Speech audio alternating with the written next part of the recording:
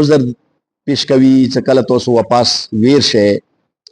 نو تو ورته دا وایه چې تاسو عذرونه ما پیش کوئ مو په تاسو خبرې باندې یقین نه کوو بشکه الله رب العزت موته د تاسو خبر راکړه ده وسير الله عملكم ورسوله ثم تردون الى عالم الغيب والشهاده فينبئكم بما كنتم تعملون. الله رب العزت او د رسول صلی الله علیه وسلم به تاسو عملونه کسي بیا به تاسو واپس ورګرځول شي هغه هسته ته هغه د غیب او جواد خبرونه نه خبر ده بیا به هغه د تاسو عملونو متعلق تاسو ته خبرداري درکوي. سيحلفون بالله لكم اذا انقلبتم اليهم لتعرضوا عنهم فاعرضوا عنهم انهم رجس ومأواهم جهنم جزاء بما كانوا يكسبون. ان قریب هغه به تاسو ته د الله قسمونه خوري چې کله تاسو هغه ته واپس ویر شئ چې تاسو هغه نه درگذر وکئ لہذا تاسو هغه نه اعراض وکئ بشک دغه ناپاک دي دغه ټکانه جهنم ده جزاء بما كانوا يكسبون دا بدلا ده د هغه عملونو څخه کوي. يحلفون لكم لترضوا عنهم فإن ترضوا عنهم فإن الله لا يرضى عن القوم الفاسقين. هغه قسمونه خوري دي تاسو په مخ کې چې تاسو هغه نه رضی شئ او که تاسو هغه نه رضی شئ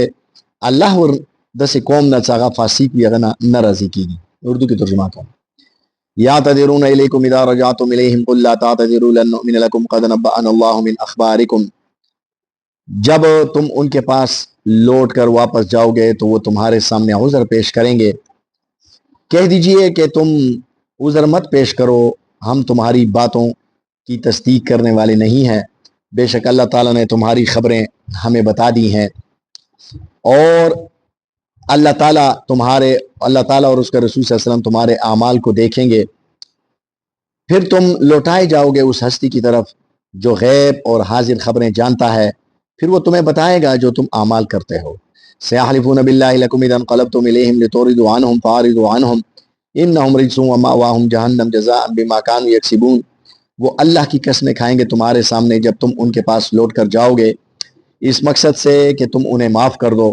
सो तुम उनसे एराज़ कर लो बेशक वो नापाक हैं और उनका ठिकाना जहन्नुम है और वो बदला है उनके बदामालियों का. यहलिफून लकुम लितरदू अन्हुम फ़इन तरदू अन्हुम फ़इन्नल्लाह ला यरज़ा अनिल क़ौमिल फ़ासिक़ीन. वो तुम्हारे सामने कसमें खाते हैं कि तुम उनसे राज़ी हो जाओ सो अगर तुम उनसे राज़ी हो भी गए तो बेशक अल्लाह ताला ऐसी कौम से जो फासिक है उससे राज़ी होने वाले नहीं हैं. यअतज़िरून इलैकुम इज़ा रजअतुम इलैहिम. कल हुजूर अकरम सल्लल्लाहु अलैहि वसल्लम ग़ज़वा तबूक दे पारा तशरीफ योड़ालो नो जना खालक वापस पोती उलमाए किराम मुफस्सिरीन फरमाई چې دا کوم پتی کیدونکي دا تقریبا 80 نه باندې کسونو 80 او د 90 مانس کی 82 83 د څخه شو کی نو دغه کسونو متعلق الله رب العزت مخکې نه پیشنګوئی او تکي چې ګوره تاسو څه کله واپس لور شه دا خلک به تاسو ته عذرونه پیش کوي چې جی مخ د سره تللو خو بس هغه دا مجبوری پیښه شوله دا مجبوری پیښه شوله کني بالکل تیار وو نو الله رب العزت فرمایي چې کله دا تاسو ته عذرونه پیش کی نو تاسو ورته جواب کې دا وایي چې لن نؤمن لكم مو تاسو دا عذرونه نه منو ته خاپاتې دا قد نبأنا الله من اخباركم الله رب العزت تاسو خبرونه د تاسو د زړه ول مترا کړه دا څه پوزیشن وسير الله عملكم ورسوله الله او د رسول صلی الله علیه وسلم به تاسو عملونه وکسي. اوس دیجه کې مفسرین یو اشکال قائم کړه دا سدیجه کې الله رب العزت ورته فرمایي چې تاسو عملونه به الله تعالی کسي یعنی مستقبل کې دي کسي نو الله رب العزت نه څه پټ نه دی اخی اوسه کسي د څنګه الله رب العزت فرمایي چې بیا به کسي ویل دا اوس نه کسي اوس یا کسي په موجوده حالات کې یا کسي نو الله رب العزت نه څه پټ نه دی نو د مستقبل کې د کتلې بیا څه معنا شو نو جواب یې ورکړ د مفسرینو ته اصلا کې الله رب العزت خې کسي خو البته په حال کوئی دادی تاسو دا هول جواب نه دا کړه مستقبل کې به دي تاسو دا هول په حال کو جواب کی نو اوس دی سیر الله عملکم معنا بشی چې الله تعالی تمہارے اعمال کو ظاہر کریں گے دیکھیں گے بزویبو معنا شی چې ظاہر کریں گے یعنی الله تعالی به تاسو دا عملونه د کوم د تاسو د زړه باد نیاتا دا به الله رب العزت به خلق ته وروخی چې تاسو لونو کې دادي ثم تردون الى عالم الغیب والشهاده بیا به تاسو داسې هستی ته واپس ورستولی شئ څه هغه د غیب خبرونو نه خبر ده او جوات نه خبر ده. دي جو کې مفسرینو بیا اشکال قایم کړی ده څه الله رب العزت غیب خبرونه خبر ده او د ظاهر خبرونه خبر ده. نو دا غیب خو دی الله په نس سره شتونه غیب یې پټ ده الله نه چې پټ دی نه. نو بیا الله رب العزت جو کې ویلي فرمایلی دي چې هغه خبرونه هغه هسته ته به تاسو ورسئ چې هغه پټونه خبر ده جواتونه خبر ده. جوات خو آسی الله ته جوات دي دا پټه الله ته جوات دي. بیا الله رب العزت ویلي و فرمایلی چې تاسو به هغه هسته ته ورسئ چې هغه سره غیب ولا خبرونه دي غیب خو دی الله په نس سره شتونه. نو فرمایي چې مفسرینو جواب ورکړه دا چې دي چې مراد دادی چې د مخلوق په اعتبار سره کوم شیونه غیب دي یعنی مخلوق نه کوم شیونه پټ دي هغه خبرونه نه الله خبر ده. الله ته خاصه جواب دي خو د مخلوق نه پټ دي لہذا مخلوق اعتبار سره دي چې الله رب العزت او فرمایلو چې هغه خبرونه به تاسو خبر درکړي چې د مخلوق نه پټ دي. سيحلفون بالله لكم اذا انقلبتم اليهم لتعرضوا عنهم. دی آیات کې الله رب العزت فرمایي چې دغه به تاسو په مخ کې قسمونه خوري نو تاسو تب مقصد دی دغه داوی چې تاسو نه به معافي غواړي چې مو معاف کې درگذر وکړي دا پرې غلطي وشوله مو سره لون نړو چې تاسو مجبورې وي عوارض الله رب العزت فرمایي چې فاعرضوا عنهم تاسو هغه اعراض وکړي. مفسرین فرمایي چې اعراض نه مراد دا حضور اکرم صلی الله علیه وسلم څخه کله غزوه تبوک نه تشریف راوړلو نو پیغمبر علیه السلام صحابه کرامو ته دا انسټرکشنز ویر کو دا هدایات او ته جاری کړلو چې لا تجالسوهم ولا تکلموهم نن نه بعد دغه خلکو سره نه تاسو کینه او نه به کوم دا سره خبرې کوي انهم رجسون دا ناپاک خالق دي. نو مطلب دا شای شو چې حضور اکرم صلی الله علیه وسلم ته الله رب العزت دا هدایات ویر کړلو چې فاعرضوا عنهم دغه اعراض وکي. اعراض مطلب دا چې کني دغه سره بس بول چال ختم دغه سره مجلس آرائی ختم دغه سره نه کینه نه تعلقات وسره سته نه خباد وسره کوي ځکه چې دا نجس رجس نجس دي. اوس دا نجس ناپاکی مفسرین فرمایي چې د ناپاکی چې کوم دا کنه د دوه قسم یو ظاهری او جسمانی ناپاکی او یو چې کوم دا کنه روحانی او باطینی ناپاکی دا هغه چې کوم دي کنه کافرون دا اگر چې ظاهری طور باندې ډیر ځون پاک ساتي خو شرعي له سره دا بیا نه پاک دي. ځکه ته شرعي طریقې کار څه کومه دي صفایي دا هغه دغه کې نشته غسل نه کوي او داس نه کوي نو دا هر له سره دغه نه پاک دي. نو دا ناپاکی څه کوم دا کنه یو ظاهری لکه مفسرین دي چې یو حدیث شریف نقل کړه دا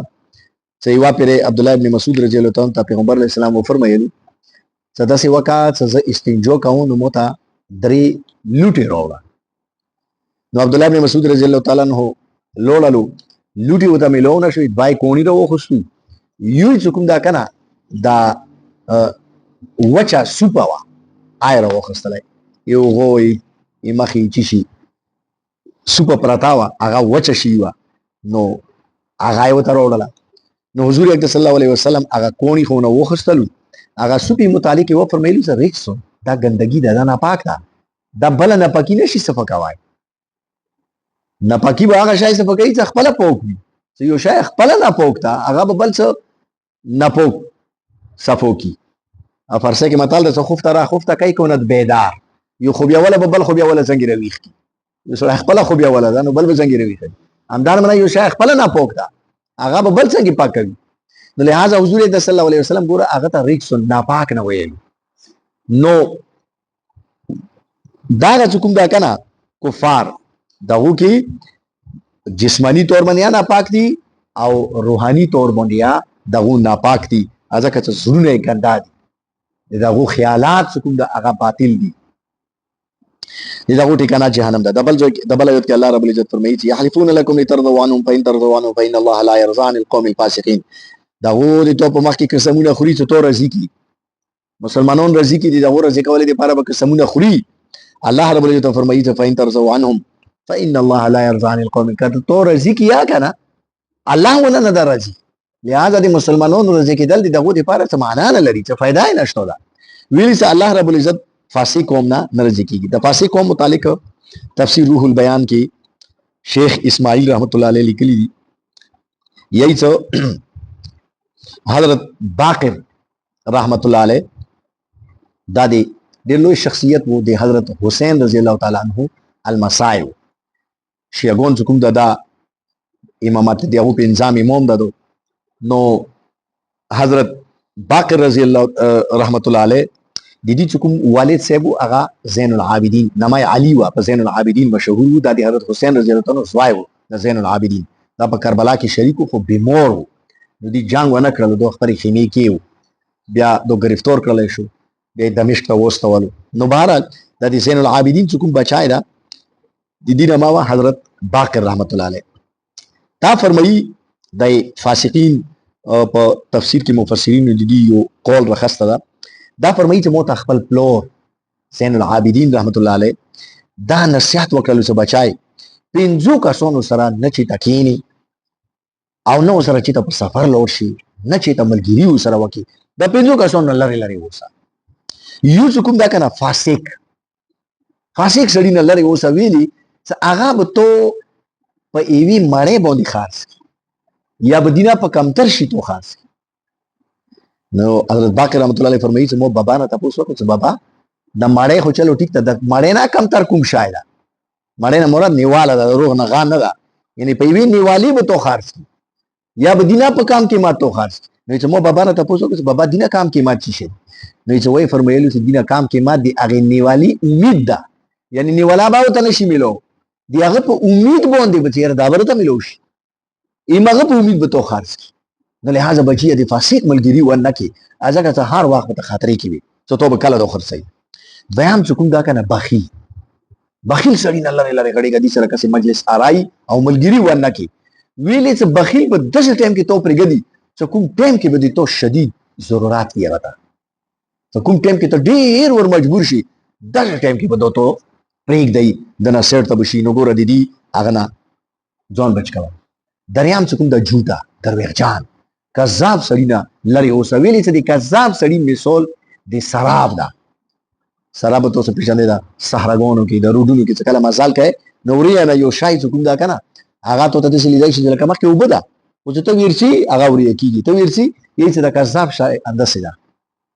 څه دا دروغجان ده لکه څنګه سراب درویغ دي هغه کې رښتیا نشته دي رښتیا وبنه دي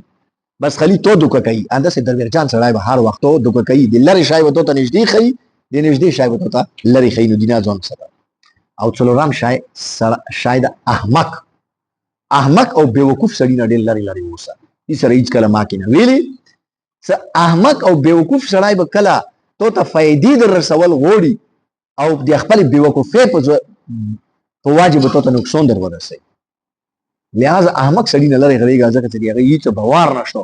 هغه د سیدا لکه دریول ته پاکاسي څه ټیمه ته کوم دا کنه درخلوست او پنځم شای چې کوم د قاطع رحم یعنی د سې سړی چې هغه کته رحمی کوي